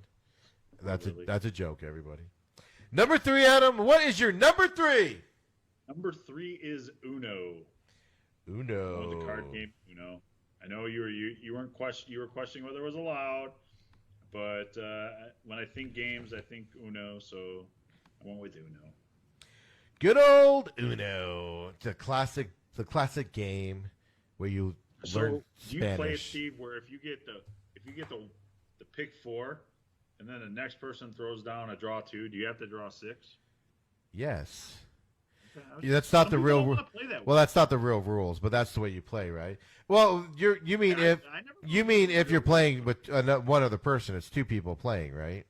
Right. Yeah. You do the reverse back to me, skip you, draw 4, draw 2, Uno, I'm out. Yeah, no, that's not the way you play. That's if you read the rules, they tell you can't. So like if you play the real rules are if you play whatever it is, the 4, draw 4, and then you have to draw 4, and then you get a play after you draw 4. That's how they say to play it if it's 2 people. I say bullcrap. I'm gonna dominate. The best thing ever, isn't it? When you have 7 cards left, and they're like, oh man, they have 2. And then you go, draw 4, and then they draw 4. And then you go, yellow, draw 2, and then it's draw 2. And then you go, draw 2, and then it's like, draw 4, reverse. and then you go, then you go reverse, and then you go, Uno, and then you win. And they're just like, they had 2 cards, and all of a sudden they have 100 cards in front of them. It doesn't get better than that. Oh, it doesn't. That's how I like to play the game. I'm very disappointed that's not the real rules, but I'm going to control this like it's WWE and say they're my rules because that's how I want to play. Adam, I have a question for you. What's that? Do baby zebras are baby zebras born without stripes? True or false? False. I don't know the answer, but I mean, if I did, I'd be playing Trivial Pursuit, which is my number 3 board game on the planet. Trivial effing Pursuit, the game that makes you feel smart one second and stupid the next. okay. I can't You weren't a did- fan, did- I know. Let's just skip the why you're not a fan, because people that aren't No, fans I'm- there don't know the Yeah, answers. it's just, But I'm not. I don't dislike it. It's just not in my top 5. That's all. then you go, Like and, crap. and then it has pie pieces. It's a game that has pie in it, Adam. You go to the top there and you put a little pie piece in. It's got pie in it. Pie. Pie. It's American. Then you get the orange. You get the orange slice. pie? You get the yellow Cherry slice. You get the blue slice. And you can complete your pie, and then you win. Then you have to go back. Phenomenal game. They have WWE Trivia Pursuit. Now that would all be good. different versions of it. Yeah, they Just but yeah, I'm sure. But Trivial Pursuit, I loved as a kid, and it helped you learn because I didn't know a lot of the answers. I Adam, still don't know. what is your? Yeah, I feel like I'd be stupid at it. Ask me something, I'd be like, I don't know, blue. It'll be like, what is 23 divided by 7 is blue? And I'd be like, yeah, sounds right. I don't know. Adam, 3 into 7? I don't think so. what is your number 2 top 5 board Number game? 2. It's a game of life, Steve. Love me some life. That's disappointing, man. Now I got to knock your list. You have life How above can I- Clue, like, Monopoly, and you got to Uno. name the girl that you were marrying in your car. You got to do all that stuff when you were a kid. Adam, you know where else you get to do that? Where? In life! Actual life! You wake up in the morning and play that game. Why do I want to play it on a board game when I wake up and play it in real life? Like split the game of life and you pick a different card tomorrow and it changes. That's awesome. Let's teach people. Oh, you hate your life? Get divorced and marry the hooker down the road or whatever. I never played life because I thought it was stupid. Breaking news. Oh my God, we have breaking news, Adam! Breaking news! Dun, dun, dun. Did you pick the over or under for Chestnut? What? I don't I'm remember. gonna still go over. You went over, right? Yep, I went over. I went under. I said he'd be in the 60s. What do you think he hit? It's official. 73. 75. Oh! Joey Chestnut breaks the world record. 75 hot dogs in an air-conditioned environment with social distancing. But it's going to be asterisks because of coronavirus. Dunked in water. Is it really? Be real contest and do it the right way. So there we go. Breaking news. Joey Chestnut, world record holder, 75. Stupid. You heard it here first on the main event. Yeah, podcast. it literally just popped up on intern's phone. So if you're not watching it, you probably heard it here first because nobody else is talking about it. So that's for damn sure. Right. So my number 2, Adam, is a pretty phenomenal game.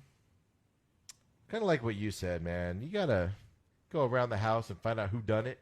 Murder mysteries are always fun unless you're at a dinner party. I'm going number 2 is obviously Clue. You don't like murder mysteries? No, I said I like murder mysteries, except for dinner theater ones. Oh, I went to one dinner theater one in Vegas one time. It was fun. I had fun with it. Different. Just saying. Okay. It was in Vegas though. So how'd that work out for you? Yeah, I was gonna say, yeah, you were. Yeah, I know what was going on there. So Adam, here we are. Your number 1 board game this is. A game, Steve, that could go on for days. You already said for Monopoly. weeks. You already said Monopoly. It's about challenges, invading, knowing which territory to take over. It was all about taking Risk, Steve. Risk was a great game. We would leave Risk up on the table for days and come back to it. I enjoyed Loved Risk. I enjoyed Risk more when I could play it on a computer.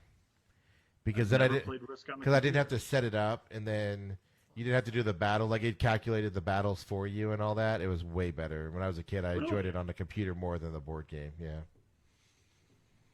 Which is why it's on my other honorable mention list that's not being listed here. It would be in my top 10, but I wasn't a big fan of the board game. And because of that, like, you set it up, you had to move the things. No, it's a computer game. You clicked on Asia, and the computer guys just moved over and attacked them. You know what I just found out? That you Risk for the PS4. Yeah, that's what I mean. I'm telling you, the gaming version, Is it a solo game then? are better than. Yeah, you play the computer. You can play people or the computer. $14.99. So, Adam, before I get to my number 1, because like I said, this is the all-time number 1 game of all time. There's nothing that beats what I'm about to say.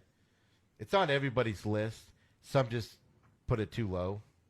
But I have to say, because of this, I had to redo mine. But Monopoly is obviously a huge one, even though it's not in my top 5. One of my all-time favorite games, but I don't have the nostalgia for it. Like, I'd go to Chutes and Ladders before I would go to Monopoly, just for funness, Monopoly is when you want to be serious when you play a game. So that's kind of on my honorable mention one, where, I had to leave it off because of what I'm about to say for my number 1. I had Risk on there as my other honorable one in case nobody else did. You got to have the game of Risk. But like I said, I wasn't a board fan of Risk. I liked it more on the computers and stuff like that. But one that is a favorite of everybody, but didn't make my top 5, Battleship. I'm surprised nobody mentioned Battleship. Oh, yeah. I like Battleship. Yeah. But then it got better, right? When they went electronic Battleship, and you could hear the noises. Battleship. Now that is great, because you just press the button and it would tell you that way. You didn't have to rely on the cheater on the other freaking side telling you didn't hit when you did. Yeah, that's what I thought. Yeah, right. So, but the only problem with the electric Battleship was putting it all in. You know what I mean? Like that did get. The problem was it was halfway through the game when the battery died. Right. So, but I mean, Battleship should be in my top 5, but like I said, I had to kick it out. Monopoly should be in my top 5, but I had to kick it out. But I had to kick it out, Adam, because there's no game in the world better than Uno. Sorry, it's basic, it's simple, it's domination. Like I said, you can have 6 people playing, and you can have one card, and you can somehow lose the game. You don't know how you did it, but it happens. You have to rely on the people sitting next to you or across from you to knock out the guy. So if somebody has one, I have to rely on my sister across from me to not play something. Like, my sister can't play that blue card because she can't play the 2 card. She knows they don't have a blue, but she's got a blue too, and she's got to play it. But she doesn't know if they have a 2 or not. So you have to rely on your sister to not play that 2, knowing if they have a 2. it's stressful. It's amazing, and that's my number one all-time game. Like I said, I would have left card games off, so I would have bumped that off. But there you go, Adam. My number one, Uno. I mean, it was my number 3, so I can't, I can't judge you for. No, because you have the but... game of life, the depressing game of life.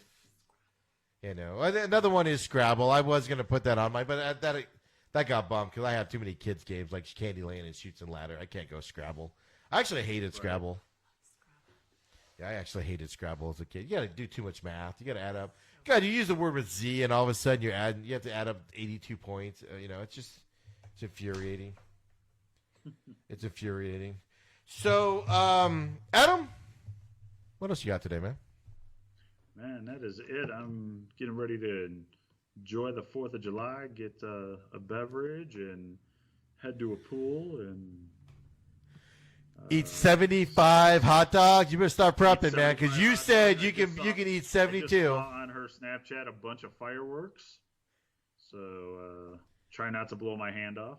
I'd say whose Snapchat? Oh, I thought they were lighting them off. I was like, no, like the box of fireworks that has made its way from the Indiana border. All I will say is everybody have a safe 4th of July.